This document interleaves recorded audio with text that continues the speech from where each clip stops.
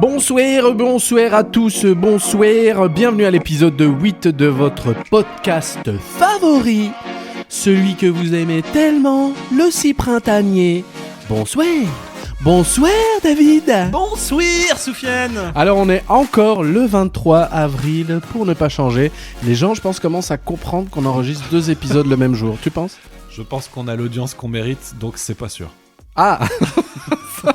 Alors, si vous ne vous en êtes pas rendu compte, David vous a insulté. Oh non, je nous ai insultés.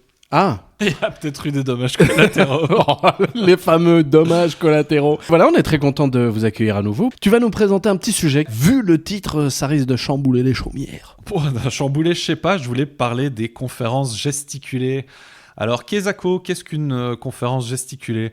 C'est une forme de spectacle, un objet scénique, qui a comme particularité d'être aussi politique. Tiens, encore dans la politique. Tiens, dis donc, il y a comme un thème récurrent dans ce podcast. Non, mais justement, c'est ça, il est intéressant ce format-là, parce qu'en fait, il mélange des savoirs chauds et des savoirs froids, les tenants de ce... Une casserole, comme une marmite norvégienne. Comme de l'eau tiède, je dirais. Ah.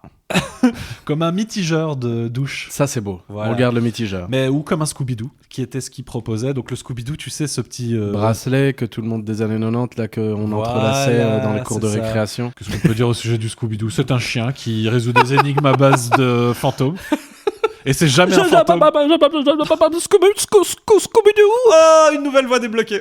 Ah, je sais pas. La voix de Scooby-Doo est chaude à faire, mais c'est pas le moment. Scooby-Dooby-Doo.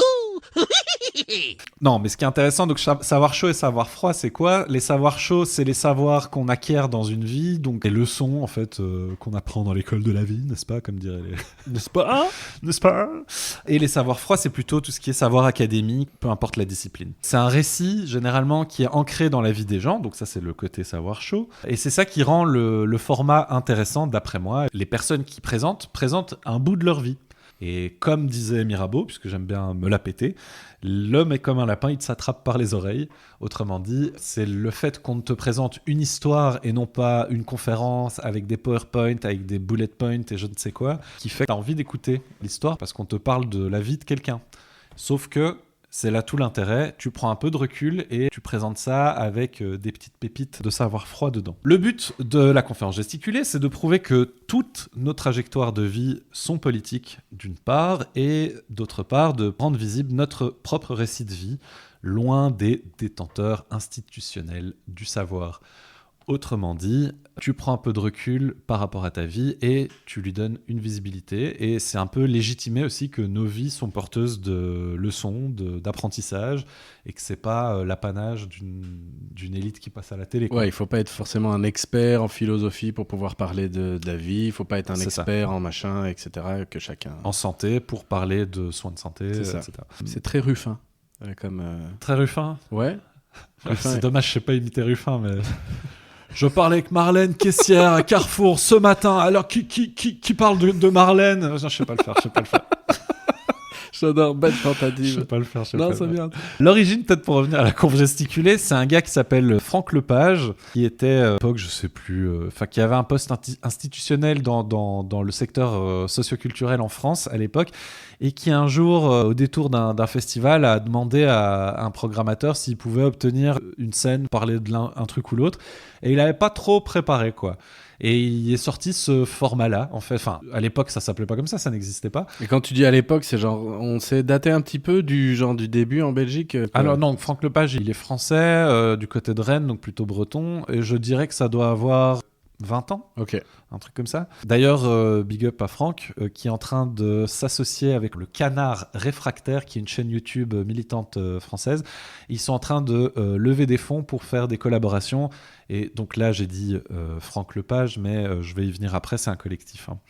Bref, Franck a inventé ce format-là à ce moment-là, et avec son assoce d'éducation permanente qui s'appelait la SCOP, donc Société Coopérative Le Pavé à l'époque, ils ont essayé de populariser cet objet et de l'utiliser pour faire ce que nous on appelle de l'éducation permanente, et chez eux c'est de l'éducation populaire, c'est-à-dire l'utiliser comme un outil pour justement faire en sorte qu'un maximum de gens de tous les jours, des infirmiers, des caissiers, des professeurs, tout ce que tu veux, des gens qu'on entend moins et dont le récit est pourtant hyper intéressant, puissent arriver sur scène et raconter leurs histoires. Moi, j'ai découvert ça en tant que spectateur, notamment via la conférence Radical, point d'interrogation, de Amaury et Seb, qui parlent de ce terme radical qu'on utilise comme étant souvent péjoratif et qui redore un peu le blason de ce mot-là, qui est le question. Il y avait une autre conférence gesticulée que je vous recommande chaudement. Comme ça, je fais une petite rubrique recommandation. Il me semble, hein, tu camoufles des rubriques dans les rubriques en mode poupée russe, tu sais. Il y en a une autre qui s'appelle Arrête ton cinéma de Samuel et Axel, qui sont régisseurs sur les tournages de cinéma et qui parlent du travail, de Proudhon, de plein de trucs. C'est trop bien. Et une autre qui se donne plus par Alice et Manu qui parlait de l'école, qui s'appelait École Société Anonyme. À cette occasion-là, j'avais découvert qu'en fait, moi j'ai eu une scolarité plutôt cool jusqu'au secondaire, mais en fait, il y a quand même des trucs assez aberrants que beaucoup de gens ont vécu. Notamment, c'est là que tu peux te sentir dévalorisé dans la vie alors que c'est supposé faire l'inverse. Et donc un peu les angles morts et les défauts de l'éducation de base, c'était vraiment intéressant. Mais ces gens, comme d'autres, comme je l'ai dit plusieurs fois, racontent leur vie et t'apprends plein de trucs. Je crois que toi-même, t'en as vu quelques-unes, me semble-t-il, Soufiane. J'en ai vu... Le page, oui, j'en ai vu quelques-unes sur... la culture, notamment. Sur YouTube. Sur la culture, oui, tout à fait. Puis j'ai vu la tienne. Mais je peux pas dire que je sois un grand consommateur. Non. Donc en Belgique, il y a un collectif et une page web qui s'appelle Les Conférences Gesticulées, je vous mettrai le lien, et vous pourrez trouver toutes celles qui tournent encore en ce moment. D'ailleurs, encore une fois, hein, le but, c'est pas de produire du divertissement, c'est plutôt de faire en sorte qu'il y ait un max de gens qui, en le voyant, se disent « Ah mais en fait, moi aussi, ça me ferait marrer de raconter les trucs ». Donc il y a moyen de se former à intervalles réguliers, des assos comme PACG ou la province de Namur ou encore la Volt ou l'Ardeur, mais l'Ardeur c'est en France, donc à l'époque ça s'appelle le Pavé, il y a eu une scission et puis maintenant c'est l'Ardeur. C'est l'Ardeur qui est en train de s'associer donc avec le Canard Réfractaire comme j'en parlais tout à l'heure. Mais je précise parce que dans la vidéo ils en font des caisses en disant Franck Lepage, et ils font non mais attendez, Franck Lepage c'est la figure de proue mais on est un collectif quoi. Et en effet comme Souffle a mentionné, moi je vous en parle parce que j'avais créé la mienne qui s'appelle En vert et rouge, que je jouais avant le Covid. Je crois que je l'ai joué 5 ou 6 fois et puis il y a eu le Covid, toutes mes dates ont été annulées et puis je suis parti sur un autre délire et puis il y a 2 ans qui sont passés, la rénovation de la maison, machin, donc j'ai un peu arrêté. Mais ça a été un vrai plaisir, ça m'a pris beaucoup de temps, hein, donc pour préparer ça, je me rappelle, ça m'a pris tous mes congés en 2019, donc 4 week-ends de 3 jours à la Marlaigne à Namur pour ceux qui connaissent et tout le taf qu'il y avait entre. Alors aujourd'hui je la joue plus parce que je trouve que beaucoup de choses que je disais à l'époque sont devenues un peu plus mainstream avec d'autres gens qui le disent avec beaucoup plus de rigueur que moi. Je pense à Arthur Keller ou Vincent Mignereau par exemple. D'autre part j'ai eu beaucoup d'autres choses à gérer comme je le disais et puis après le temps est passé, j'ai jamais vraiment trouvé le cœur d'y retourner, notamment parce que dans la conf je raconte une phase de vie qui s'est déroulée il y a 10 ans quoi. Donc j'étais trentenaire, là je vais sur mes 41. T'es plutôt proche de la fin maintenant. Ouais, c'est ça. Il va falloir faire ses bagages, David. Il va falloir laisser la place. Non, mais tu vois, le temps est passé. Quand tu le racontes, il y a une distance, quoi. C'est un peu moins justement ton récit de vie. C'est ton récit de vie, mais un peu plus éloigné, quoi. Mais ce que j'en garde, c'est que c'est pas tant les graines qu'on plante en les racontant, tu vois, le fait qu'on se dit on va avoir un impact ou je sais pas quoi, que le processus que ça m'a fait faire à moi-même, en fait. Déjà la fierté d'y arriver, parce que c'est quand même un projet de se dire je vais monter un spectacle seul en scène, démarcher des salles, le jouer, tu t'imagines un peu le boulot qu'il y a derrière. Mais ouais, toi t'avais pas de collectif autour. Non, c'était moi. Donc, non. Après le processus de écrire la conf était tout à fait collectif, c'est-à-dire qu'il y a que toi qui écris tes trucs, mais on commence pas en te disant vas-y joue une fois 1 heure et on te dira ce qu'on en pense. Bien sûr que non.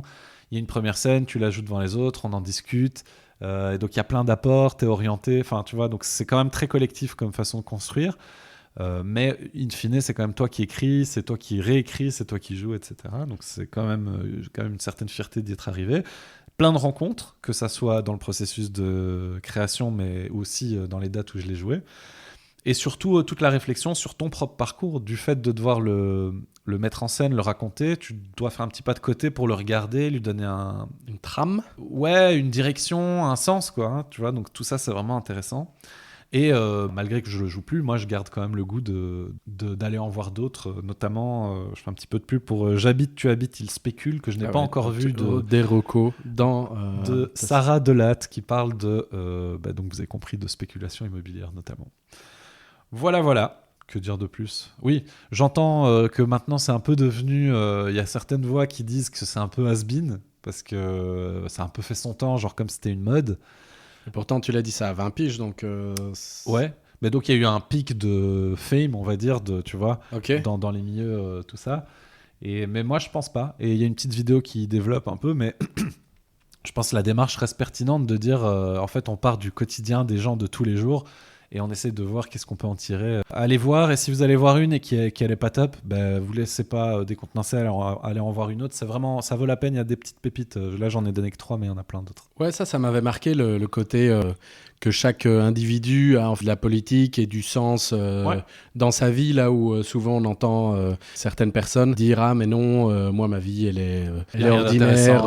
Non, si vous voulez parler de politique, allez voir les politiques. Si vous voulez parler d'économie, allez voir machin. » Comme si c'était un sentiment d'infériorité, comme ça, comme si c'était de manque de légitimité. Ouais, exact. Voilà. Ouais. Justement, ces confs mettent en avant que dans toutes les vies, y a des parcours qui ont leur spécificité et qui ont de toute façon, tôt ou tard, un rapport avec la politique. Oui, au sens large, quoi. Au sens très large, tout à fait. D'ailleurs, je me rappelle, le premier exercice qu'on a fait là, dans les week-ends là, que je te disais, il y avait un certain nombre de questions on pouvait choisir.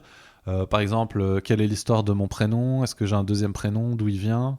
Il y avait la première fois où j'ai pris conscience de mon genre ou de ma race. Juste ça, tu vois, tu te dis quel rapport avec la conf, quoi. Mais en fait, c'est bien ce que je dis, c'est de prendre conscience de ton parcours et de tout. Derrière ces questions-là, si vous y répondez, vous vous rendrez compte qu'en fait, il y a c'était le prénom de mon grand-père. Le prénom de ton grand-père, il est très typé d'une certaine façon. Ah oui, là aujourd'hui tu vis en Belgique machin, mais en fait ton grand-père il vivait dans un autre contexte, donc du coup ça raconte une trajectoire sociale aussi à travers 2 générations, tu vois. Déjà ça c'est ultra politique en fait. C'est à toi du coup, on lance ta chronique. Bon, on passe à la séquence suivante, ça m'énerve. Ça m'énerve. L'ultra-crépidarianisme, c'est un comportement consistant à donner son avis sur des sujets à propos desquels on n'a pas de compétences. C'est nous en fait. Ouais, exactement. Exactement. Non, mais c'est vrai. Non, mais en fait, on a toujours un collègue ou une connaissance qui parle de sujets alors qu'elle a lu peut-être juste le titre d'une rubrique sur RTL Play ou une connerie comme ça. Et il y a eu ça pendant le Coco, forcément. Oui. Chacun avait son avis. Surtout que tout le monde lisait les mêmes trucs. On regardait tous. La réunion, tu sais, tous les vendredis avec le gouvernement. La task force. Avec Cienzano. Et on lisait 3 articles et puis les gens devenaient épidémiologistes du jour au lendemain en donnant des conseils au boulot. Ah, mais tu sais, en fait, il faut faire ça, mais le Covid, ça n'existe pas vraiment. Ah, le lendemain, mais en fait, il faut quand même se faire vacciner. Enfin, bref. Là, c'est l'exemple type, mais il y en a en fait tous les jours de ce truc-là, quoi. Donc, l'ultra-crépidarianisme est assez proche de l'effet de Dunning-Kruger. En 95, il y a 2 braqueurs qui rentrent dans une banque enduits de citron. Ils se font arrêter. Un des 2 gars qui s'est fait arrêter explique vraiment avec beaucoup de conviction aux gardiennes de la paix qu'il est invisible selon lui. D'où il ramène cette info ? Il a vu qu'en écrivant des papiers avec de l'encre à base de citron, elle avait cet effet transparent. Sympathique, c'est comme ça qu'on... sympathique. Voilà. Et donc, le mec, il pensait qu'en s'induisant de jus de citron, il allait pouvoir être invisible de tous. Ça n'était pas le cas, pour ceux qui n'ont pas compris.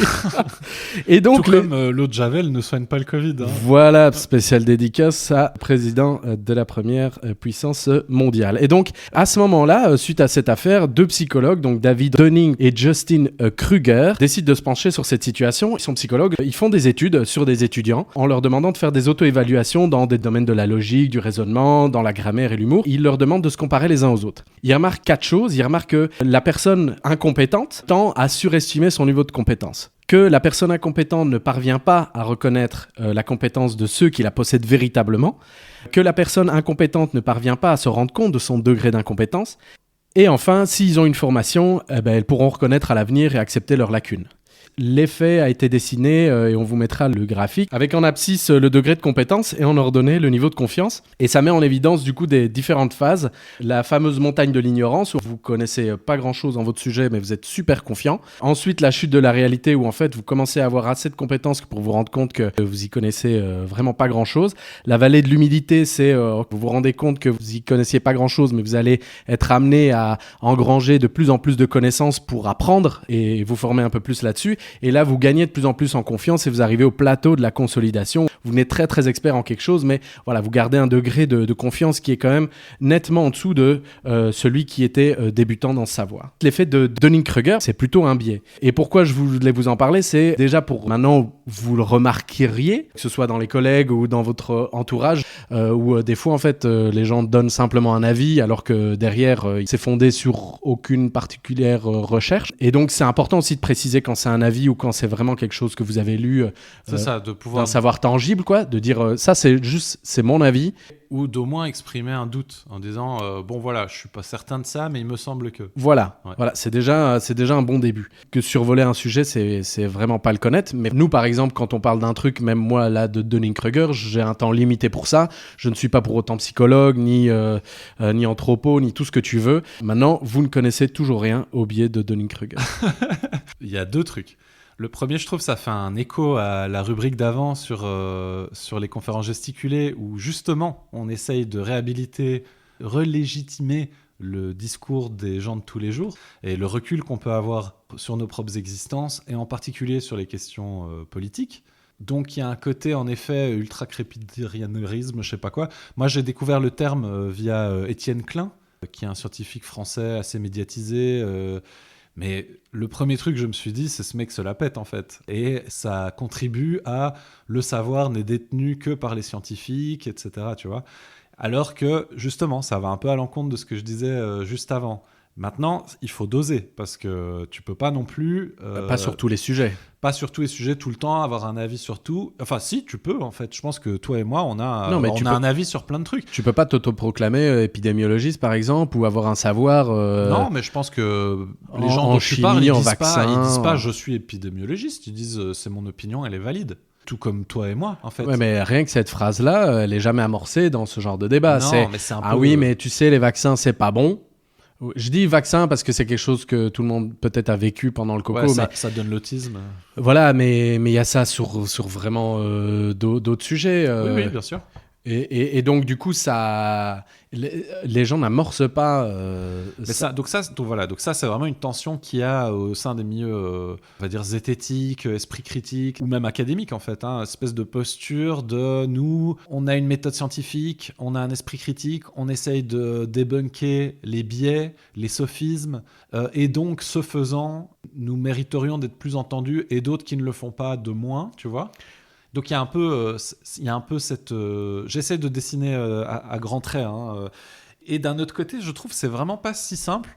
Et on en arrive au deuxième point que je voulais t'aborder, que je voulais... Ne m'aborde pas, je suis pas un navire pirate, ok? Ce qu'est les Artémuses. J'ai une autre vidéo que je vais vous mettre en lien aussi, qui vient d'une chaîne d'Esprit Critique justement, où le gars explique que la recherche est en fait beaucoup plus modérée sur cet effet. On se demande à ce stade s'il existe vraiment. Sauf que ça a été beaucoup présenté, notamment par Combini et d'autres, un peu en caricaturant, avec cette histoire de quand t'es ignorant, en fait tu le sais pas, t'as même pas les moyens de savoir que t'es ignorant, donc tu es arrogant. Alors que quand tu en sais beaucoup, tu sais à quel point tu ne sais pas et que donc tu deviens modeste, etc. Ça a beaucoup été présenté comme étant une espèce d'évidence, Voilà, la recherche manifestement est beaucoup plus, comment je vais dire, nuancée et en questionnement par rapport à ça, ce qui est très méta parce que ça veut dire que quand on parle de cet effet en disant que en fait les gens ne savent pas, etc., ça concerne la présentation de l'effet en lui-même. Tout à fait, mais c'est pour ça que je pense que de manière générale, ça reste un biais. Et donc un biais, tu ne l'as pas toujours. Toutes les personnes qui sont peu compétentes ne sont pas forcément arrogantes et inversement, ceux qui sont très très experts peuvent être aussi oui, voilà, un but d'eux-mêmes, ça n'empêche pas. Pour moi, c'est un biais qui existe, mais je ne connais forcément évidemment pas tous les méandres de cette science. Oui, non, bien sûr. Moi, je dis juste, je ne suis même pas sûr que ça soit un biais, en fait. C'est ça que je disais, parce que si, au final, c'est un c'est une interprétation statistique des résultats de cette étude. Ça veut dire qu'en fait, non, c'est même pas un biais. Et qu'en fait, il y a des gens arrogants et il y a des gens trop modestes. Mais c'est pas un biais, tu vois ce que je veux dire? C'est pas lié à ton niveau de connaissance. Ce serait, dans ce cas-là, pas lié à ton niveau de connaissance. Mais c'est juste, faut faire attention à pas être arrogant, quoi. Bah voilà, si ça peut être la conclusion, ça me va aussi. Hein. J'aurais pu l'intituler comme ça. Ben on peut passer à la... Recommandation de Soufiane.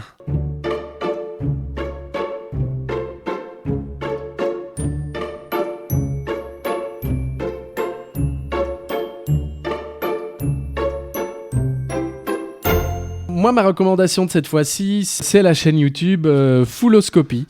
C'est une chaîne moi, que j'ai découvert qui est trop bien. Je sais pas si tu connais, toi, déjà. J'ai vu quelques vidéos du cool. gars, ouais. Cool. La description des sujets qui sont abordés, lui, il le décrit comme tel. Donc, c'est Mehdi Moussaïd. C'est un chercheur en sciences cognitives à l'Institut Max Planck à Berlin. Max Planck. Et il analyse les sciences du comportement des foules. C'est tout ce qui est mouvement de panique, mouvement de foule, propagation des rumeurs, des réseaux sociaux, l'intelligence collective. Sa chaîne existe depuis 2018. Il y a des sujets vraiment super intéressants et insolites, comme par exemple, il y a une vidéo sur comment gérer 3 millions de pèlerins à la Mecque. En fait, c'est extraordinaire parce que lui a travaillé justement là-dessus. Son chef, je crois que lui était doctorant, celui qui était en charge de cette étude, lui travaillait en tant que doctorant pour ce gars-là. Ouais. Ils ont étudié vraiment la situation de la Mecque est un cas d'école parce que tu as des concentrations énormes de personnes en un temps vraiment très court. Et en plus de ça, tu as tout un... rituel en cercle. Oui, un rituel où les gens marchent et donc du coup tu dois gérer, tu as des corridors, tu as des goulots d'étranglement, etc. Et en fait ils analysent vraiment tout ça. Le cas de la Mecque a été utilisé comme étude pour gérer après et mettre en évidence des concepts pour d'autres cas de figure comme des festivals, des stades de foot, des festivals où il y a déjà eu malheureusement des catastrophes dues à ce genre de problématiques. À la Mecque aussi. Tout à fait, oui, il le cite. Pense, hein, oui, et de moins en moins parce qu'ils ont fait des travaux et tout. Allez voir la vidéo parce qu'elle est vraiment fascinante. Ils analysent vraiment tout ça. Je n'ai pas le. Ouais, très bonne reco. Vraiment. Et il y a Fulloscopy, donc full et puis oscopie comme exactement. Dans colonoscopie. Il y en a une autre, c'est combien faut-il de personnes pour lancer une révolution. Et je pense qu'il l'amène avec nuance, hein, justement. Toujours. Ou encore, pourquoi la foule chante toujours juste, par exemple. Il avait fait ça avec Pivinova. Et donc voilà, c'est à chaque fois des questions quand même assez pointues et difficiles à expliquer. Mais allez voir, vraiment, c'est fascinant. Et en plus, il vulgarise vraiment super bien. Oui, il est consciencieux et tout. À fond. Et donc, vu son métier aussi, il a un apport académique et pédagogique sympa. Donc, il y a plein de trucs à voir. Et il y a notamment une vidéo sur les fourmis où j'aimerais bien en faire un sujet à un moment parce que ça parle de la charge, des tâches ménagères, etc. Donc, trop bien. On va y revenir. Ah non, mais c'est fascinant le rapport entre les fourmis et les tâches ménagères. je vous tease là-dessus. Je vous tease là-dessus. Mais du coup, voilà, allez voir Fulloscopy, c'est de la balle. Super fascinant. Bonne reco, j'ai pas vu beaucoup de vidéos du gars, mais de celles que j'ai vues, en effet, c'est Kali. J'ai l'impression aujourd'hui, on a beaucoup parlé de savoir, d'épistémiologie finalement, de comment on construit notre savoir. Là, t'es en train de compléter ta liste de mots là. Ah ouais? Ah bah là, t'as gagné la partie de Scrabble, c'est clair. Non, t'as mis ultra-crépidarianisme quand même. Ouais, je saurais pas le répéter. Hein. Ok. Ultra-crépidaniarisme. Pardon, voilà, j'ai raté. Non, mais tu vois, entre les cons gesticulés, l'ultra-crépidarianisme, l'effet de Dunning-Kruger, le fulloscopie et tout ça, on a beaucoup rapport parlé au savoir. Ouais, le rapport au savoir. Voilà, pour changer de la politique. Un petit peu quand même sur les bords. Et on arrive doucement à la fin de cette émission. Mais oui, on arrive à la fin, David. C'est à toi normalement de faire la fin. Pourquoi t'as mis que c'était moi qui faisais la fin? Je sais pas, j'avais envie de t'entendre, Sofiane. Je t'entends pas assez. Mais pourquoi tu vas écouter ma voix? Ouais, fais-moi un petit peu d'ASMR. Eh ben, le décompte des jetons. Franchement, on a été sage. Mais là, oui. cette fois-ci, 0. Sofiane n'a pas c'est normal, dérapé. on a dit que des trucs de grosses têtes là. Ouais, c'est ça, les gros cerveaux. Ouais, voilà, donc aucun jeton, désolé, mais ce sera pour une prochaine. Hein. Faudra ramener l'année Sylvestre. On était trop intelligents, les livres ça fait mal à la tête. Voilà, le pauvre Sylvestre va retourner dans sa cave. En attendant, n'hésitez pas à partager, on le dit, on le répète, c'est toujours la même chose. Voilà. Partager le podcast. Et donc... Si vous l'avez pas entendu, allez écouter l'épisode du Triangle des Bermudes et surtout compléter le petit test qu'on puisse un petit peu savoir, mais finalement, qui nous écoute? Mais oui, partagez. On a envie d'en savoir plus sur vous. Bonsoir. Bonsoir.